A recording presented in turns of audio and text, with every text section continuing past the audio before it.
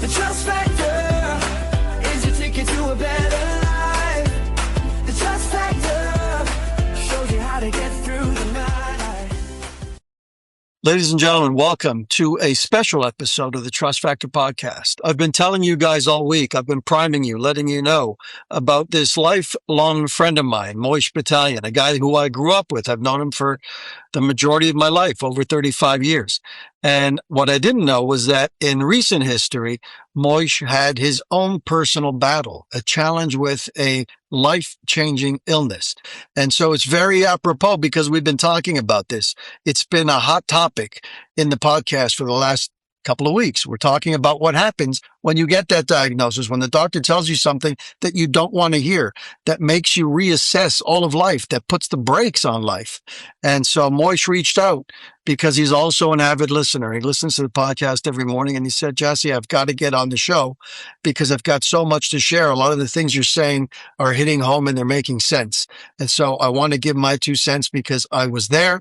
And I went through it, and a lot of the stuff that you're saying resonates. So Moish wanted to be on the show. I think it's a great idea, and it's certainly apropos given what we're talking about. So having said all that, I'd like you all to meet my lifelong friend, Moshe Batalion. Moish, welcome to the show.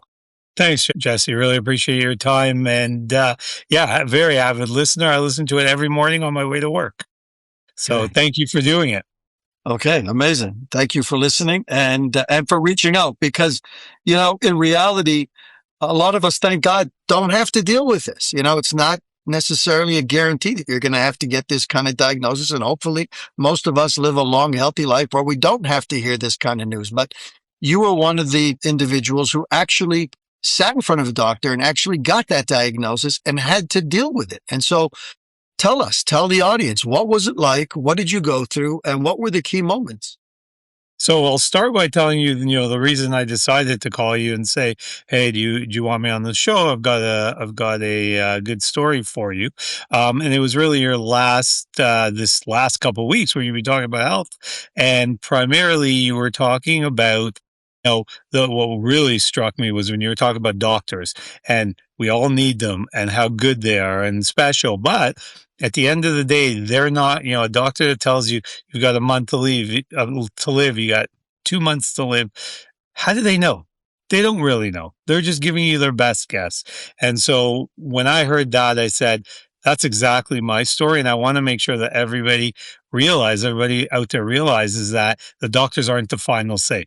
There's obviously, a higher power that can dictate what goes on.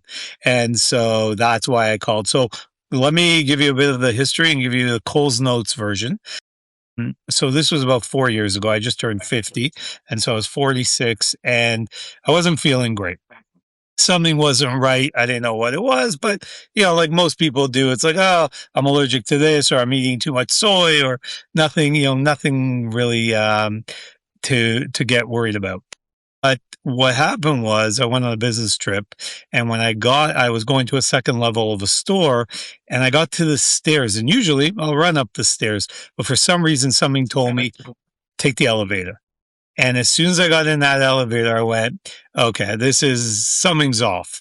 And so right away I went to the doctor when I got back. And, being young, a non-smoker, the doctors basically said, no big deal. They took an x-ray and they said, no big deal, it's pneumonia. They put me on antibiotics. I took 1 dose, or 1 series of antibiotics. Didn't work. Then they repeated it, still didn't work. And that's where they said, okay, we got to do some more tests. And after a series of tests, they came back and said, we think you've got lung cancer. And I said, what do you mean I've got lung cancer? And they said, yeah, the imaging shows it. And not only do we believe you have lung cancer, but we believe you have stage 4 lung cancer. And for those of you who know anything about cancer, stage 4 is not exactly a good thing. So you hear what they say. At first, you don't really comprehend it, and then you dig into it a little bit more and you say, I've got a problem. This is a really big problem. And so they started doing some tests. And the more tests they came back and the more doctors, I saw a couple of doctors and all of them said the exact same thing. It looks to us like you've got stage 4 lung cancer. So right away, I get introduced to a thoracic surgeon, because with lung cancer, you've got to remove it, you got to treat it, and then you've got to remove it with surgery. You got to treat it with chemo, and then hopefully you don't need radiation. But that's kind of the process. But until they actually get a sample, for anybody who knows anything about cancer, they could think they know what they see, but until you have an actual sample, and the sample tells them exactly what it is. And so I had a number of biopsies, and they couldn't really figure out what this thing was. So let me back up a little bit. So I went to one doctor, and the doctor said, I see exactly what's on the x-ray. It looks like it's stage 4 lung cancer. I see that it's intertwined. It looks like it's spread. And I said, okay, what does that mean? And the doctor said, I don't know. I said, what do you mean you don't know? She goes, I don't know what to do with it. It's too big to operate. We're not exactly sure how to treat it. And when you hear a doctor tell you that she doesn't know what to do with it, like that didn't sit well with me. I needed answers. I needed some real definitive action plan. And what's amazing, and this is where, I'm going to tell you a few miracles, or, some people call it coincidences. I call it miracles. There were a few miracles along the way that really resonated. There was a whole number of them, but 3 really key miracles that resonated. And the first one was, when I heard that this doctor is saying, I don't know what it is, I don't know, we're not sure yet how to treat it. And my sister-in-law, who's a physician who was in the room, basically leaned over to my wife, and I didn't know this at the time, but basically said, the good news is he's not going to suffer long. So you've got my sister-in-law saying he's not going to suffer long. You've got this thoracic surgeon, who are the best of the best, and she's saying it's stage 4 lung cancer, and we're not exactly sure what to do. It's basically doomsday. Like, you're being told this is doomsday. And my sister-in-law at the same time took a picture, or took my x-rays and sent it to a friend of hers. This friend of hers looks at the x-ray, and his name's Dr. Lenny. And he looks at the x-ray and says, Moshe Batalion, because it said my name. He goes, I know Moshe Batalion. And my sister-in-law says, how do you know him? And she says, I played basketball with him in high school. What a great guy. Do you mind if I call him? And my sister-in-law said, no, of course, go ahead. So he calls me, and I pick up the phone, and he says, hi, Moish, it's Dr. Lenny. I'm like, Dr. Lenny? I don't know Dr. Lenny. And he says, Dr. Lenny, we played basketball together. And I went, oh my God, Lenny, how are you? And we caught up for a bit, and he said, look, I don't like what I see. But the one thing I can tell you is I also don't like what hospital you're being treated at. He said, we got to move you. And so he moved me to the UHN network. And I was thrilled, because I wasn't happy with the doctor. I wanted somebody who says, I know exactly what we're going to do. So I fast forward, I moved to UHN. So that's miracle number 1. I moved to UHN, and the physician who was there, a thoracic surgeon who was there, says, looks like stage 4 lung cancer, but you're young and healthy. We're going to figure this out. So great. So he does a number of tests, and one of the tests is called a bronchoscopy, which is terrible. Anyways, he said to me, we're going to go in, and when we come out of this operation or this procedure, we're going to figure out what this thing is. So he goes in, and by coincidence, again, we know there's no coincidence, but by coincidence, the specialist who performs this surgery happened to be there at the hospital. He came in, he does the procedure. I wake up, and they both look at me with a smile, and they say, this is not lung cancer. We don't know what it is, but it's not lung cancer. I said, this is incredible. So I go home, and when I heard the news that it's not lung cancer, all these emotions go through your head, and you're ecstatic. And the one thing I forgot to mention is, during this whole process, when you hear stage 4 lung cancer, your faith or your belief kicks into a whole new level. So I always had a relationship with the big man.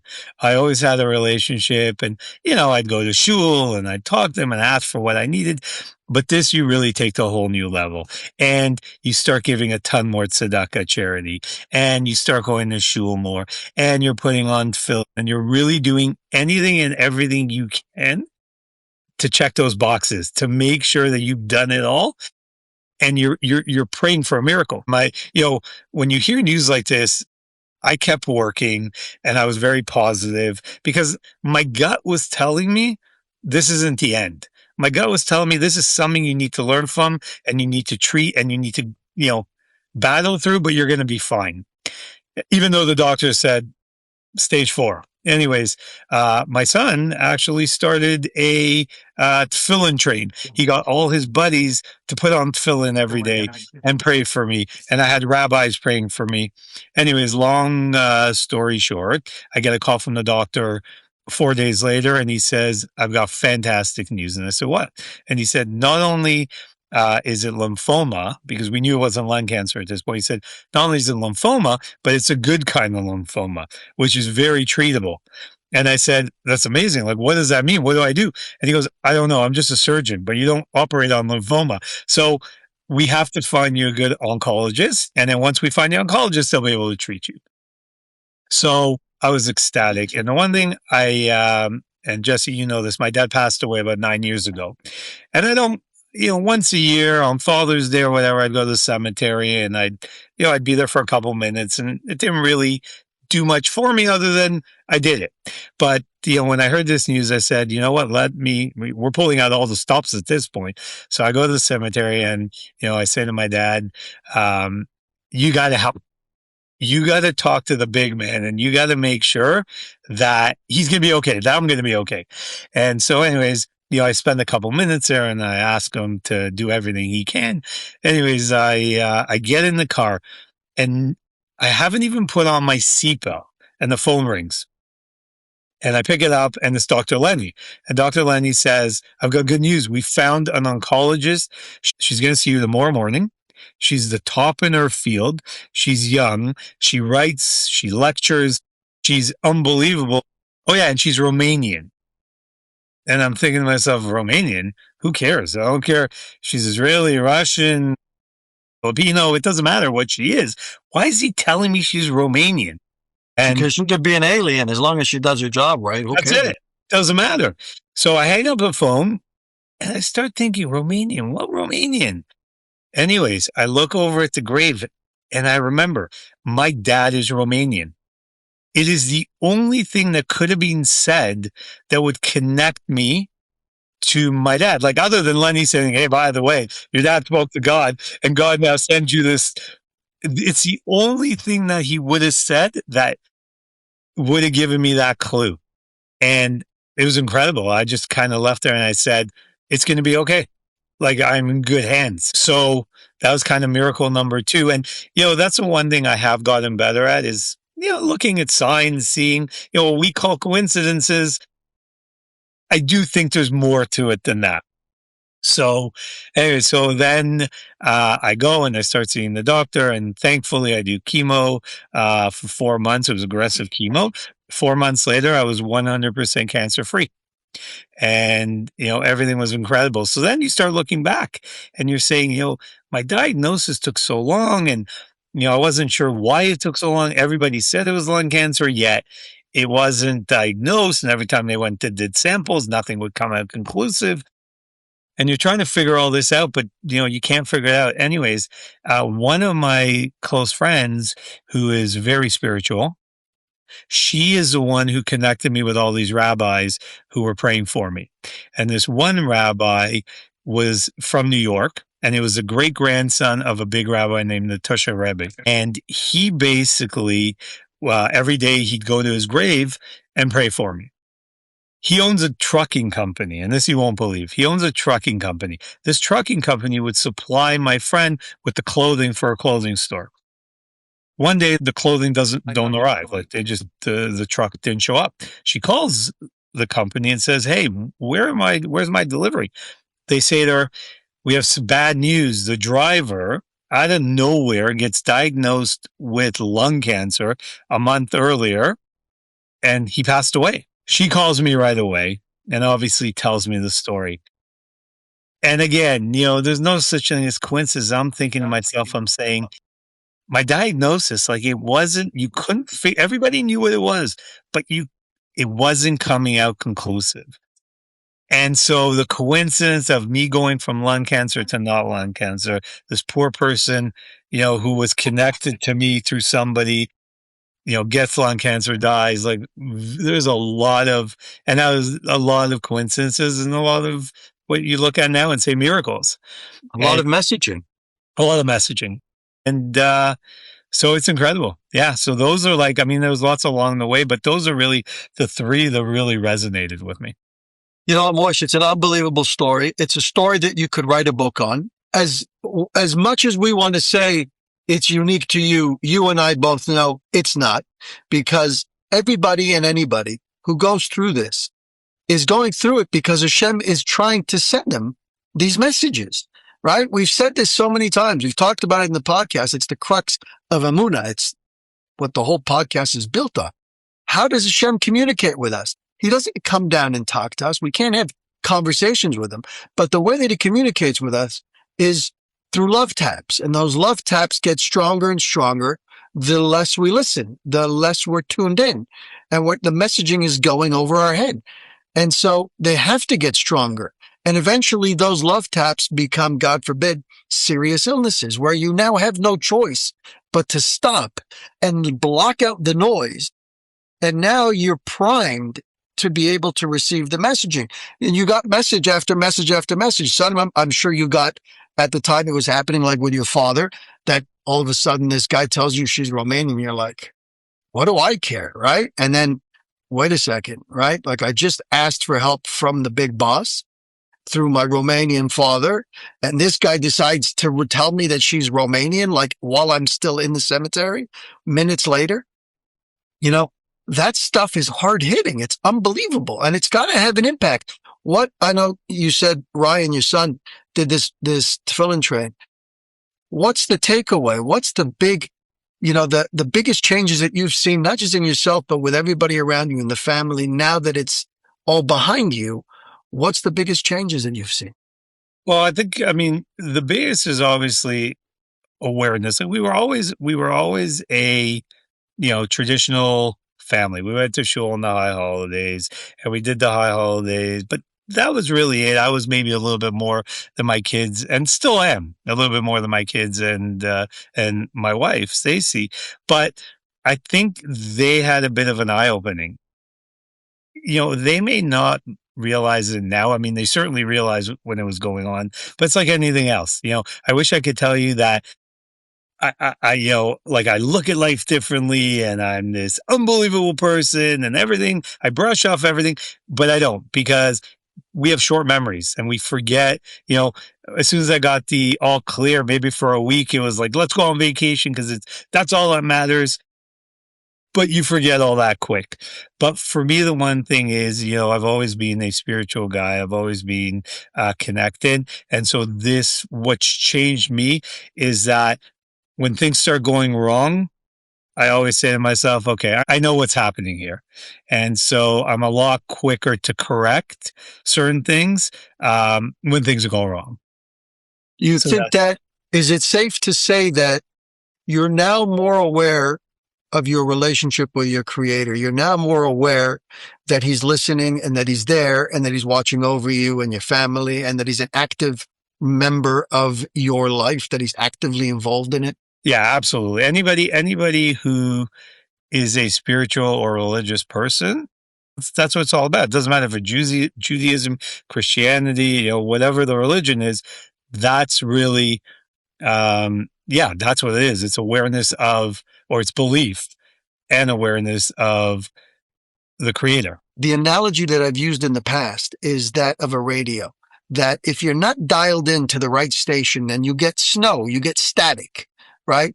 In order to be to get the message cleared, you need to be dialed in. And for most of us, we roll through this life spending 70, 80, 90 years.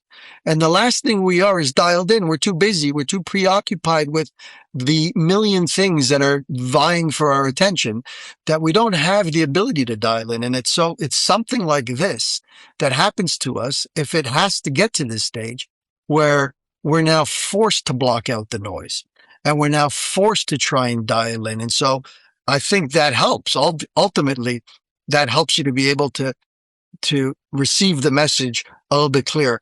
In the beginning of the story, you were talking about how you were going from doctor to doctor, thoracic surgeon, oncologist, and everybody's telling you the same story. It's not only lung cancer, but it's stage 4 lung cancer. But we can't confirm it. There's something blocking this confirmation. There's some static in between us telling you for sure what you have and knowing absolutely what it is, right? And where we are now. It feels like in hindsight, that was you being in limbo. That was Hashem saying, Moish, I'm giving you a window over here. I want to see. What are you going to do? Are you going to tap into it? Are you going to ask for help from your father in the grave that he's with me here now? Are you going to tap into the spiritual side of you and your neshama, your soul? Or are you just going to run from doctor to doctor and scour the internet and try and find everybody's opinion on this? That's kind of like your limbo phase. And that's is a good reason why these amazing doctors who've done this a million times couldn't do it with you. Do you get that sense? Yeah, no, absolutely. I mean, if the one thing you can get out of this podcast, or if the one thing you get out of my story is that it doesn't, I mean, not that it doesn't matter. It matters what people say and what doctors say, but you can always do more. You can always change your outcome. And so, always stay positive and always know that just because somebody tells you something, there's always something else you can do. Well, that's the thing. We've heard it so many times. And that's why we mentioned in the podcast that doctors, as wonderful as they are, most doctors don't get into the business for fame and fortune. I'm sure some do. I mean, it's a lucrative career, not so much in Canada, but still, it's not a bad career, right? So a lot of them get into it for that reason, but I'm sure the vast majority get in because they're compassionate people and they want to help humanity. And so and they spend so much time and money trying to get educated and to get into the field. And so we have to hold them in that high regard. But a lot of people are mistaken to believe that it starts and stops with the doctors, that there is nothing else outside of the medical industry. And it's stories like yours and so many other ones that are similar that show us clearly that there was an entirely different dimension that we need to tap into. And you did it when you were at your father's grave praying for assistance. And Hashem obviously loves you, sent you message after message, sent you a doctor that you played basketball with 35, 40 years ago, right? Like, it's been so long, and suddenly this is the doctor, and this guy becomes a doctor, and then he gets your chart, and he calls you, right? And he starts pulling strings on your behalf. You didn't ask him to, right? It's an unbelievable story, but it just goes to show you that even the doctor that comes to your aid is controlled by your creator. 100%. 100%. It's an amazing story. Yeah, thank you, Jesse. I'm also going to take this opportunity to, the one thing I am doing as, the new Moish, the Moish after 50, is that I've started giving back a little bit more. And so I'm raising funds for an organization called LLSC, which is the Leukemia Lymphoma Society of Canada. And they help fund research, cancer research. And I'm raising funds for a 10-week period, and there's 3 weeks left in the campaign. Another thing, I hope to raise 50 grand when I started this. What do I know? I managed to raise $140,000 in the first 3 weeks. And so my goal is 200,000 now, because obviously when you reach that goal, you try to raise it. And so I just wanted to, anybody that's listening, if they do want to donate or they want to hear more about my story, you can either check out my LinkedIn page where I posted it, or send an email. I'm happy to share the link. But I just wanted to kind of get that out there as well. No question. We're going to share it far and wide. And like you've said multiple times, there's no coincidences. We're going to share it, and there's people that need to hear it, and God willing, there are people that will donate and take that up to 200,000. On the coincidence side, I just want to finish with this, because there is no such thing as coincidence. It doesn't exist. It's a fallacy. We are talking, you and I, on the day, today was Lag BaOmer. We're counting the Omer. You are now 50, and you got your all clear at 50. 50 is the Jubilee year. It's a very, very critical year. If you want to, I encourage people to study it, learn it. Google events, world events that have happened on the Jubilee year. There's a running calendar, and people are tracking these events. Major, major world events have happened on the 7th year, which is the Shemitah year. And then 7 times 7 is 49. And on the 50th year is the Jubilee year. In Torah, in Judaism, there were 49 days that we had to count, which we're counting now as we left Egypt on our way to Mount Sinai. And on the 50th day was the day that history changed forever. It was the day that the Torah was given to the Jewish nation, to the entire world. That is the power of the Jubilee year of 50. And so for me, last year I started the podcast. It was my 50th. I needed to do something drastic because it needed to be a game changer. And for you, this 50 is a game changer. You got your Jubilee was when you got your clean bill of health, which just to correct you, I got my bill of health a few years ago, but this is the year where I decided, A, to come on your podcast, and B, give back by donating to or helping the LLC and tell my story. Okay. 50 is a huge number. Yeah. And so, it's momentous. It was momentous for me in this podcast. Hopefully it'll continue to run and grow and be successful. And God willing, you'll continue to grow and be healthy and do more and share your story and inspire more people, because there's going to be people who hear this, and there are going to be people who are going to get that diagnosis, and they're going to have a tendency to put all of their eggs in the medical system basket. And they're going to have to remember and think about this podcast and know that there is an entirely different dimension that controls this dimension. It's a very powerful story. Moish, thank you so much for sharing it and for being on the podcast. My pleasure, Jess. Thanks for having me. All right. We'll see you. Bye.